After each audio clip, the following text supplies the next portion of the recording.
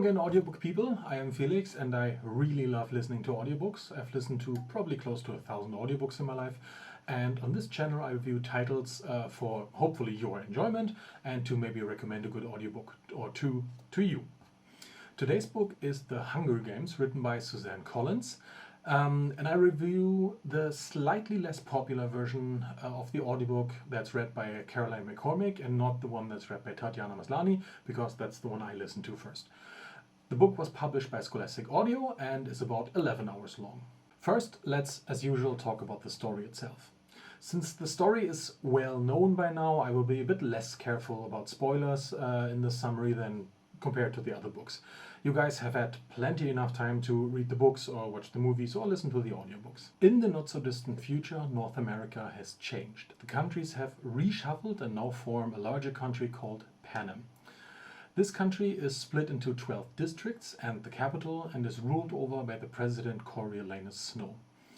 About 80 years ago, there was a rebellion of the districts against the capital, which the districts lost pretty badly. So they had an entire civil war and the districts got beaten. As punishment for the rebellion and the lives of the capital children lost, the districts now have to face a very cruel punishment every year, the so-called Hunger Games. In the Hunger Games, every district has to send 2 children, a boy and a girl, into the capital, into an arena, and they have to fight for the death. And only one of them can survive. These games are presented as very big spectacle, and the capital forces the districts to watch them every year as continuous punishment. The people of Panem are encouraged to bet on them and support their favorite tributes to get invested in the spectacle even further. And today is the first step of this year's Hunger Games. It's the so-called reaping, so the choosing of the tributes for this year. Tributes are chosen by a random draw by a representative of the games by the capital. In this situation, we meet our protagonist, 16-year-old Katniss Everdeen. She is a girl from District 12. District 12 used to be the Appalachia region, and Katniss is a very skilled hunter and gatherer and survivalist, because that is what she had to do to keep her family fed, since her father died in a mining accident. After this mining accident, Katniss's mother fell into a depression, so Katniss, as the largest of 2 children, had to basically step up, to take the dad's place, and had to be the provider of this family. The rest of the family are Katniss's mother and her younger sister called Primrose, shortened to Prim. Prim is 12 years old, and this is her first time in the reaping. District 12 only ever had 2 winners of the Hunger Games, and that was several decades ago. And they are usually the underdogs, and no one ever bets on them. This district is the poorest one and the furthest away from the capital, so everyone knows that whoever is chosen to the games will most likely never return. And when their first name is chosen, immediately we get to know what kind of person it is, because the first name chosen is Katniss's younger sister, Primrose. And since Prim is only 12 and a very gentle soul, Katniss volunteers to take her place, so that Prim will be spared. Katniss doesn't do this for glory or the money, because victors get very rich, but she does this out of the kindness of her heart to just spare her younger sister. After the reaping, Katniss and the boy tribute of District 12, called Peter Malark, the son of the baker, are taken to the capital via train, and there they meet their 2 traveling companions. First up is the only living victor of the Hunger Games from District 12, a roughly 40 years old alcoholic called Haymitch Abernathy. Haymitch is supposed to mentor Katniss and Peeta, and he doesn't do a very good job of that in the beginning. The second person accompanying them is called Effie Trinket. She is the capital's liaison, basically, to the 12th district, and she's also the one who did the reaping. Effie's job is to drum up publicity for the tributes and make Katniss and Peeta presentable for the Hunger Games, because the capital inhabitants view the district people as savages. And so they have to be, let's say, prettied up. The only district people the capital doesn't really see as savages are the ones from the districts closest to the capital, so the districts 1, 2, and 4. These districts spawn so-called careers every year. These are tributes that have been sent to academies to prepare for the games in order to volunteer and win, because the winners get glory from the capital and riches in the districts. The careers usually are the most dangerous people in the games. Between arriving in the capital and the start of the games, the tributes have to do a series of appearances to be showed off. Firstly, for example, in the tribute parade that happens every year, that's the official first step basically, and this is where Katniss meets her stylist Cinna. Cinna is basically the only person of the capital who treats Katniss like a human being and with a lot of respect. And Katniss immediately feels drawn to him. What Cinna does is he creates incredible dresses for Katniss, which helps her stay memorable for the crowd of the capital viewership. Another thing that helps her is that Peter admits he has a big crush on Katniss, which helps them in the pre-games interviews. This offers them to basically have a chance to be perceived as a blossoming romance that's sort of doom and have a partnership in the arena. Because we have to remember that Katniss and Peter, even though they're from the same district, they're still adversaries in this game because only one person can win. Fast forward a bit, and now for the actual games, the tributes get dropped into a huge arena. In the middle of it is a large stash of food and weapons that's called the cornucopia. This is basically where the game makers of the game always want to have like the first brawl for a lot of blood and gore for the audience. Haymitch advises Katniss to stay away from the cornucopia because she's not very physically strong, but she's very quick and she's very good with a bow. So if possible, she should try to grab a bow and then run away as quickly as she can. But there isn't a bow, but Katniss runs in anyways to grab a backpack and then books it in the other direction and immediately loses track of Peter. But Katniss forges an alliance anyways with a 12-year-old girl from District 11 that's called Rue. Rue gave Katniss some help in a very sticky situation, and in return Katniss shares her food and shelter with Rue because Rue reminds her of her younger sister Prim. What happens during the rest of the games, and what happens to Rue and Katniss and Peter's blossoming relationship, and what a rule change has to do with the games, you will have to see for yourself by either reading the book, which I recommend, watching the movie, or of course listening to the audiobook. Let's move on to the critique of the book. I love this story. Suzanne Collins built, in my opinion, a great world. You can feel the desperation in District 12, the detachment of the capital, and most importantly, the cruelty of the games itself. Collins is fantastic in bringing across the message of how messed up the whole situation really is, even though nobody in the capital sees it this way because they have been pretty much brainwashed. Because let's not forget, the capital is forcing children from the districts to kill each other and basically presenting the whole thing as a spectacle for people to enjoy this sort of thing. The capital people love watching other people get murdered. The complete dissonance between the capital people on the one hand and the people of the districts who are suffering from the games is thoroughly interesting. And it's also quite terrifying and very easy to imagine in the real world. If this interests you further, I highly recommend this video essay by 5x5 Takes on YouTube. The second fantastic part of this book are the characters, which I will talk about shortly. But I want to at least mention them here as a point towards the book's quality because each character and their actions and motivations feel incredibly real.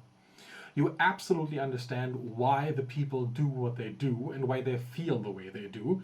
And if that doesn't invest you into the book, I can't imagine what will, and I don't think we can be friends. I also really like the doubt that Katniss has towards Peter's expressions of feelings towards her during the interviews, because she is 16 and never had any time for romance in her life until now, because she had to be the main source of food for her family. She didn't have time to run after boys, for example. She had to go out and hunt. At least in this book, it's never fully explained if Peter is putting on a show or if he's actually serious about his feelings for Katniss. And Katniss never really believes him, and she thinks it's a way to get sympathy from the audience and try to get into her good books to have her lower her guard a bit. But I think this is written incredibly well because Katniss's naivete is very, very fitting in her situation.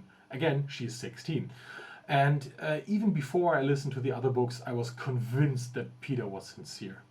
Another point towards this book is that it has two great antagonists. The games themselves and the game makers are presented as one antagonist, and of course the person behind it all. He isn't mentioned much in this book in particular, but the few appearances President Snow has in this book are enough to intimidate everyone. This is how you introduce a great villain for the sequels, because we at this point know very little about Snow. All we know about him is that he's really powerful and really dangerous, and that basically everyone who's ever had anything to do with him is terrified of him. And the game itself also feels as an antagonist because it's this huge machine with hundreds and probably thousands of people working towards it. And the game makers actually get involved in the game as well. And I don't want to call it cheating, but they influence the games in a certain way. And there's always the presence in Katniss's mind to find a way to basically get the game makers to stop interfering and outsmart them. Surprisingly, the strongest career, a boy named Kato, isn't presented as the biggest threat. Even though he's probably the most dangerous person in this arena, Katniss is less scared of him and more scared of the games themselves. And considering that the games are presented as an antagonist themselves, it doesn't really hurt the book to have a non-human main antagonist. But the book, of course, as almost every book, has also drawbacks. The most important one for me is Katniss's plot armor. Especially the situation where she needs Rue's help to get out of is very, very convenient for Katniss. Let's just say that. She does take damage from that situation, but way, way less than she probably should have. Not only that, the damage, after this situation, I think she's knocked out for like a day and a half and just lies there and nobody finds her, which also doesn't make that much sense because the tributes have a vivid interest in finding the other tributes and killing them to get out of the arena quicker. And Katniss just lies out in the open for a day and a half. But there are also more examples. When Katniss, for example, hasn't had water in a while and collapses due to dehydration, she collapses into mud and finds water immediately. Collins tries to address Katniss's incredible fortune with that and comes up with an explanation, but it still feels a little forced. During the research, I read critiques about this book that, for example, criticized that Katniss and Peter's situation isn't resolved properly, or how the book feels limited because it's only written from Katniss's perspective, but I don't agree with these points at all. First of all, I disagree with the former because there are 2 more books in this series, and I do think the series should be at least considered as a whole thing, but I do get the argument that one book, especially if it's the first one, should at least try to have everything resolved a little bit more. It is a bit open-ended with Katniss and Peter, let's say that. I disagree with the latter statement of the narrative feeling a little packed because it's written from Katniss's perspective, because I think it creates intimacy and a sense of isolation and fear, which is very fitting for the book. And let's not forget, this is a game of every man or woman for him or herself, and Katniss only has herself to rely on for most of the book, and thus I think it's very fitting. Now, let's talk about the characters. I want to talk about 5 characters in particular. That's Katniss and Peeta, the tributes, Haymitch, their mentor, Cinna, Katniss' stylist, and Effie, the capital liaison. Katniss is a very, very, very good protagonist and a very good role model for young girls. She is smart, she's adaptable, she's brave, sometimes a little too brave for her own good, and a very good survivalist due to her bow skills, which all make her a great tribute. But she's way more than that too. She's also a great person. And that distinguishes her from basically all the other characters in this book. Well, not all of them, but most of them. Katniss is very caring towards people she likes and kind to everyone that isn't openly hostile to her. She's empathetic towards people that need help and very giving, even though she doesn't have much to give herself. For example, she shares her resources with Rue, which she didn't have to do because Rue is technically an opponent. And even when she kills people in the arena, it's not because of malice. It's because she has to. It's out of a need for survival to return home to Prim to feed her family. In fact, the last kill Katniss has is a mercy kill out of compassion to someone who really wouldn't have deserved it, usually. And Katniss is a fantastic example of what femininity can be in a tough situation. I think it's no wonder that archery became much more popular after the release of the first movie, because she is a very good role model for younger girls. The second character I would like to talk about is Peter. He gets a lot of jokes and hate in the reviews of this book because his style of survival is to first ally with the careers and later hide from them, and he tries to blend in with the surroundings. People consider this cowardly, but these jokes at his expense never cover his motivation. His motivation is that he wanted for Katniss to win, even while knowing that it meant he very likely wouldn't survive. Peter is the kind of guy to intentionally burn the bread of his parents' bakery just to be able to throw it out to someone who needs it, knowing that Peter will get beaten for that. So he's a very good guy. Peter is also physically strong enough to go toe-to-toe with the strongest career, Cato, and mostly live. Peter tried absolutely everything for the people to like Katniss in the arena and of course outside of it too. And even though he's very strong, he only killed 2 people in the arena. One of them in self-defense and the other out of mercy. And no, I'm not counting Foxface, that wasn't Peter's fault. Peter was very eager or absolutely ready to give up everything for Katniss, especially during the end of the games. The next 2 characters are Haymitch and Cinna, and these 2 are probably my favorite characters outside of Katniss, of course. Haymitch is the image of tragedy. He won his games, the 50th games, at the cost of his sanity, basically, and he has severe PTSD. He's a drunk, and he was doomed to relive his trauma every year, not just by returning to the capital, but by having to mentor other tributes who he knew never had a chance. And he had to watch them die every year. No wonder he's so messed up. But as soon as Haymitch realizes that Katniss and Peter actually have potential, and they are children with a will to live, he immediately pivots and tries to help as much as he can in his specific style of helping. And even though Katniss doesn't see it, Haymitch's advice is what ultimately helps Katniss win the games. Cinna is my wife's favorite character, aside from Katniss, and I absolutely understand why. Cinna is the only person from the capital who actually gives a crap about his tributes, and he tries to help in every way that he can. His specific skill set is to make incredible garments that make them unforgettable, which is a massive part of why Katniss and Peter were successful in the first place, because the tributes need sponsors, and the sponsors only sponsor their tributes if they are memorable. And Cinna definitely helped with that. Considering how little Cinna actually is in the book, his impact is gigantic. Cinna also lays the groundwork for what's to come in the other 2 books, but that isn't apparent yet, so we will not talk about this. While basically everybody else who's in this book is morally grey to some point, Cinna is one of the very few people that is truly good. Yes, he works for the games, but not because he enjoys them, but because they are the best place for his skill set. The last character I want to talk about in a little more depth is Effie. Effie Trinket is, as I mentioned before, the capital's liaison, and she's the one who does the reaping and spends probably the most time with the tributes, aside from their mentor Haymitch. Even though they're both from the capital, Effie and Cinna couldn't be more different. Because Effie only sees District 12 as her springboard to a better district. She's also completely sucked in to the conditioning of Snow in the capital and believes that the games are absolutely vital for continued peace, because if the districts get reminded of what happens when they start another war, they won't start another revolution. She also doesn't see the cruelty of the games and sees them as the enjoyment they're meant to be. Effie is also pretty shallow. She's so upbeat that she appears fake and frustrated with her tributes that they have no interest in assimilating in the capital ways, because Katniss and Peter are asked to do stuff that they think is otherworldly and they only care about survival, and Effie wants them to participate more, which the tributes basically refuse to do so.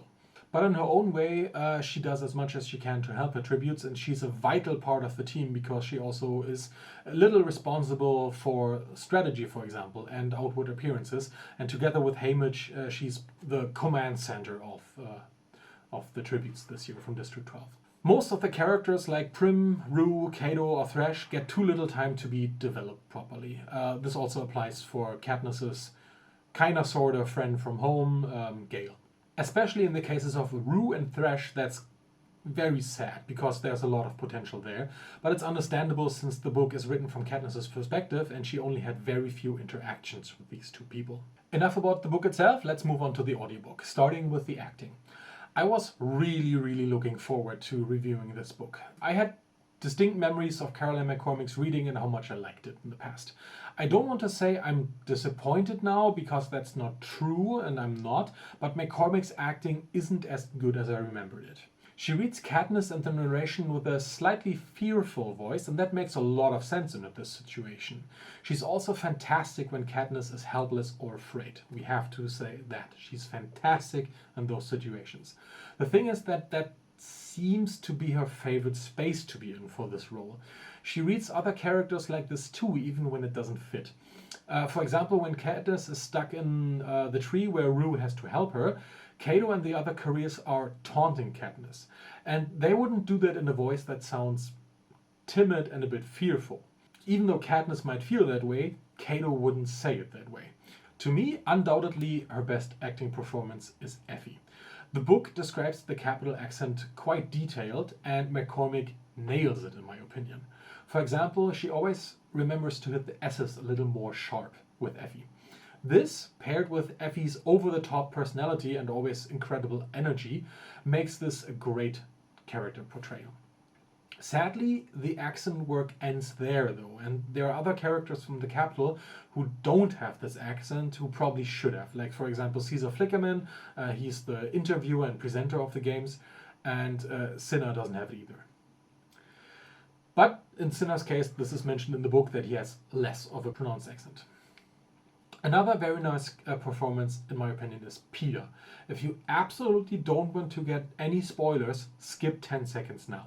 I particularly like Peter's performance when he meets Katniss in the arena and is already injured. McCormick does very well with his pained and weak voice. What is a very interesting detail to me is that the narration tone actually changes a bit. What I mean by this is before the reaping, the narration is a lot more upbeat than it is after the reaping because Katniss' situation is setting in. I think that's on purpose and it's a very nice touch. A drawback to the acting, however, is Prim, because Prim in the book is 12 years old, but McCormick portrays her as she's 5. In a district like District 12, where it's poor and rough, there's no way a character would be able to act like a small child and be all innocent for this long. I read critiques that include Rue in this point, but I don't agree with that at all, because Rue is, again, she's also supposed to be 12, but she's portrayed as if she's 12, not like she's 5 or 6. Sadly, another drawback is that McCormick's voice almost always has a character of melancholy or sadness, even in high adrenaline situations. This is fitting for quite large sections of the book, but in high adrenaline situations this just sounds out of place. For example, when Katniss is trying to impress the game makers before the actual games, she would be bratty, but she sounds desperate in this situation.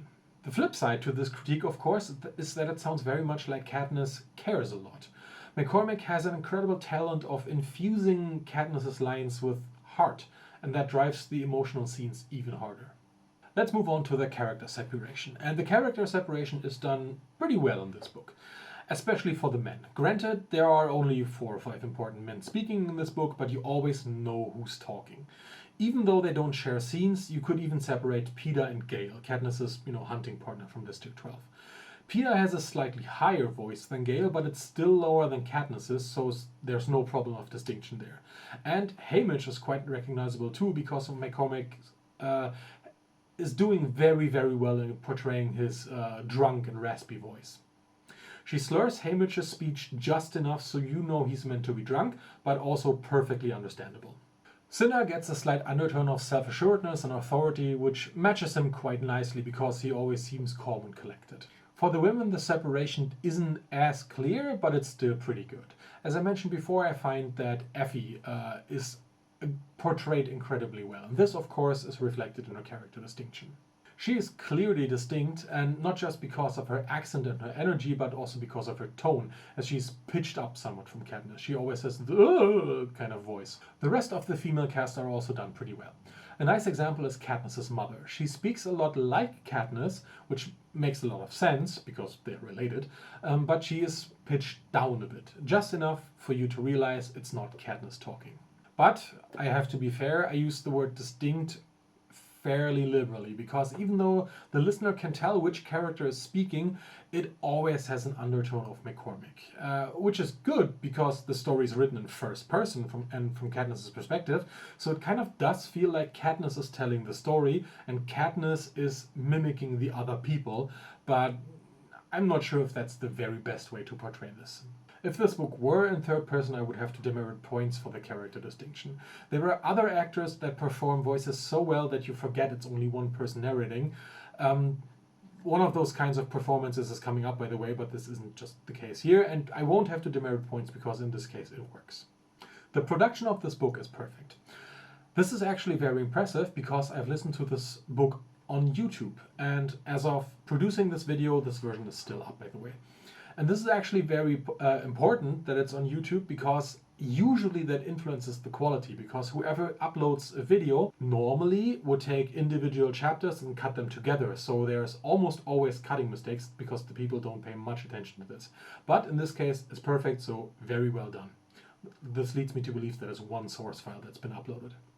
Moving on to the attention retention. The AR in this book is fantastic. This is a very well-written story, and the dramatic performance of McCormick and my interest in this world combined into a very, very good experience that kept pulling me back. Even the lower excitement scenes are interesting to listen to because there's always something that's in there, like, for example, additional backstory or character details. It's a very fun audiobook to listen to, and I was always sad when I arrived at work because that meant I had to turn off the book. Moving on to some loose thoughts. I don't understand at all why this book is considered young adult content. The message and the characters of this book seem plenty mature to me. I listened to the books for the first time when I was 32, and I still liked it a lot. Just because the lead characters are teenagers shouldn't disqualify it in the eyes of some more pretentious readers, for example, who say they wouldn't touch YA books. We also need to talk about the movie for a second, because this is the first audiobook I review where there's actually a proper movie about this. I am what many would consider a book purist, so basically the slightest deviation from the book will immediately raise eyebrows for me if it's not done properly or to actually heighten an aspect of a story. For example, this is why I really don't like the Witcher Netflix show. I'm a massive fan of The Witcher, but the Netflix show just disappoints. It's become sort of impossible for me to separate the actors' images from the imagination of the characters that I have in my head. And in most cases that doesn't hurt the book at all, and in one case it's actually a significant improvement. In the case of Cinna, that's actually a significant upgrade, because Cinna is described very, very vaguely in the book, and he's portrayed by Lenny Kravitz, so this is a big upgrade for him. Next is the re-listening chance. The re-listening chance in this book is pretty high for me, but just like in the Nevernight review, I will want to wait a few years before listening to this again, just to forget the details and have a fresher experience. And I'm definitely looking forward to listening to the books 2 and 3 of this original series, and maybe listen to this with my daughter in a few years. The next point is the overall score. Let's look at the scoring of this audiobook. The story I will give 9 points to. I really like the world Suzanne Collins created, and the characters and their struggles make for a great story. The only thing holding the book back from 10 points is Katniss's incredible plot armor and good fortune. And I think Collins could have maybe spent a little more time trying to come up with explanations that aren't rushed or forced. The acting I will give 8 points to. McCormick does a very good job, but the undertone of her voice in the character separation and her occasional misuse of speaking tones hold her back a bit. And this point actually makes me a bit sad. As I mentioned before, I've listened to this version a few years ago and I remember loving it. And I still do. But I remember liking McCormick's performance more then. If you'd have asked me to review this book without listening to this again, I would have given it 9 points. But listening again and noticing some stuff, I will give it 8 points now. Still very good, but not quite as good as I remember it. And as always, so far, the production of this book will receive 10 points. The attention retention receives 9 points. It's a great story that's well written and performed, and you will hardly want to put it down even for a minute. The only thing holding this back from 10 points is the acting performance. I'm sorry, I have to be fair to this book. Even though I like it very much, it's just the way it is. Running these values through the formula, this means the book gets 8.65 out of 10 points, the highest score yet.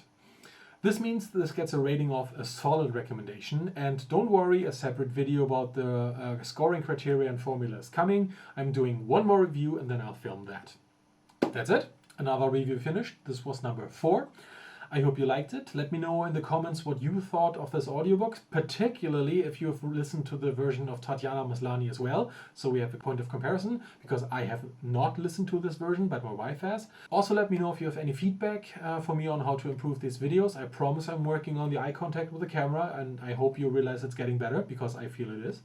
And also tell me if there are any specific reviews you would like me to do, and if I could make that happen, I definitely will. Thank you for watching. Have a good day. Keep your ears open for a good audiobook, and bye!